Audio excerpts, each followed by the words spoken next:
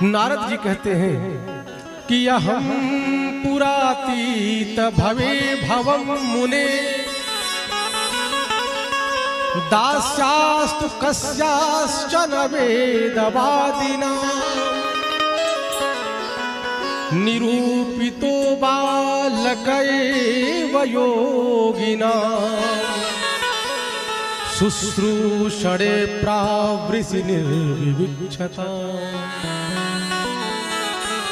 बड़े ही ध्यान पूर्वक एकाग्रचित्त होकर के कथा को श्रवण करें।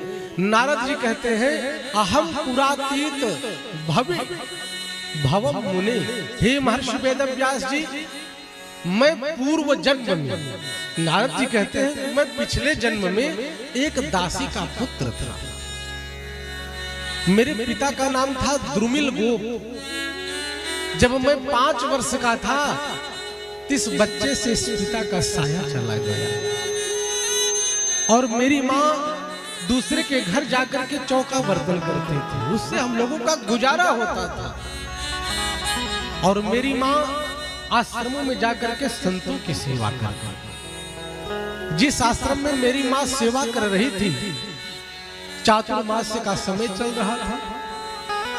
आषाढ़ मास से लेकर के जो ये 4 महीना चलता है जिसको चातुर्मास कहते हैं, तो कहा कि चातुर्मास का व्रत था और संत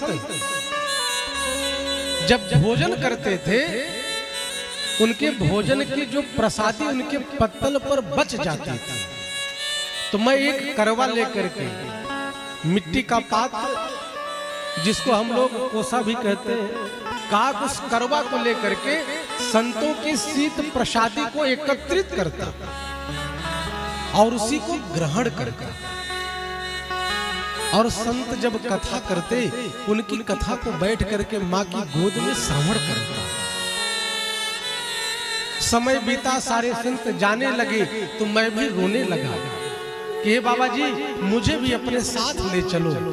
संतों ने कहा कि बेटा पिता तो तेरे हैं नहीं, तेरी एक विधवा माँ है, तू इसकी सेवा कर और जब तेरी माँ नहीं रहेगी तब तू चले आना। कहां पर? बद्रीनाथ क्षेत्र में। और जब वहां तू आएगा और द्वादशाक्षर मंत्र प्रदान किया, ओम नमो भगवते वासुदेवाय, नमो भगवते तुभ्यं वासुदेवाय धीमहि, और ओम नमो भगवते वासुदेवाय का मंत्र दिया। सारे संत चले गए।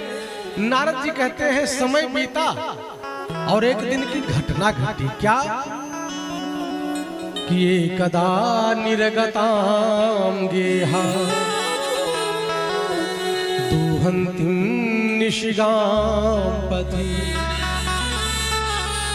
सर्पोदसत्पदास्पृष्टः कृपणां कालचोदितः। कहा कि एक दिन मेरी माँ शाम के समय गाय को दूहने जा रही थी और माँ ने जमीन पर ध्यान नहीं दिया, मेरी माँ के पांव एक सर्प पर पड़ गए। सर्पो दशत्पदास्पृष्टः, उस सर्प ने दंश लिया, काट लिया और मेरी माँ का प्राणांत हो जाता है। मैंने बहुत रुदन किया क्योंकि मैं तो अकेला हो गया, पिताजी भी चले गए थे बचपन में और माँ का साया भी इस बालक के ऊपर से जब हट गया, बहुत रुदन किया। और रुदन करते हुए एक बड़ी खुशी ये हुई, संतों की बात याद आई कि बेटा जब कोई नहीं रहेगा तो बद्रीनाथ धाम चले आना, उत्तराखंड की यात्रा करना। तो कहा कि चलो ये भी कहीं न कहीं संतों की कृपा हुई।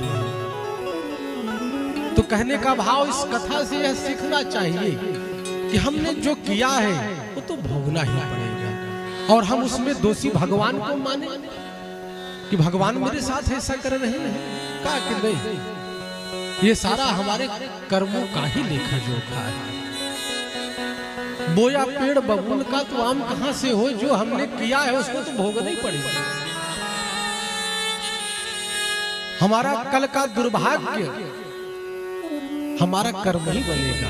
आज का हमारा सत्कर्म कल का सद्भाग्य बनेगा। तो नारद जी कहते हैं मैं चला गया और वद्रीवन में रह करके भगवान की स्तुति करते करते मेरी समाधि लग गई। आकाशवाणी हुई कि हे बालक, तुझे इस जन्म में मेरा दर्शन नहीं हो सकता है।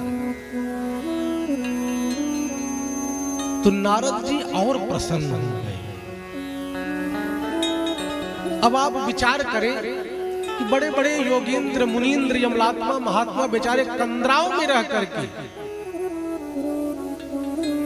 कई कई वर्ष बिना कुछ खाए पिए तब करते थे, तब जाकर के भगवान की कृपा छटा मिलती थी।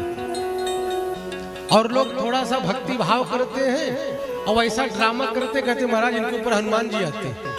अब आप विचार करो कि कोई प्राणी हनुमान जी का तेज अपने शरीर पर धारण कर सकता है?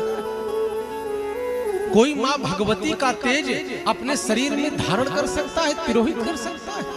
शरीर जल जाएगा महाराज, फट जाएगा। तो नारद जी खुशी से झूम उठे और उन्होंने कहा कि तो बहुत अच्छी बात है। भगवान ने कहा कि इस जन्म में तुझे दर्शन नहीं होगा तो इस शरीर को रखना ही नहीं। मरणम यत्र मंगलम, संतों का मरना भी मंगल होता है। नारद जी ने अपने आप को समाप्त कर दिया। और नारद जी कहते हैं कि व्यास जी, आज वह दासी का पुत्र आपके पास इस जन्म में नारद बनकर के जन्म लिया। ये संतों की शीत प्रसादी की कृपा कि आज वह दासी पुत्र नारद के रूप में बैठा हुआ है। और यह जो मेरे हाथ में बीड़ा है ये भगवान नारायण ने दिया है। देवदत्ताम इमाम बीड़ाम स्वर ब्रह्म विभूषिता। इस बीड़ा का नाम देवदत्त है। जिस बीड़ा पर मैं तान छेड़ते हुए भगवान का नाम गाता हूं, ये प्रभु की भक्ति की कृपा है।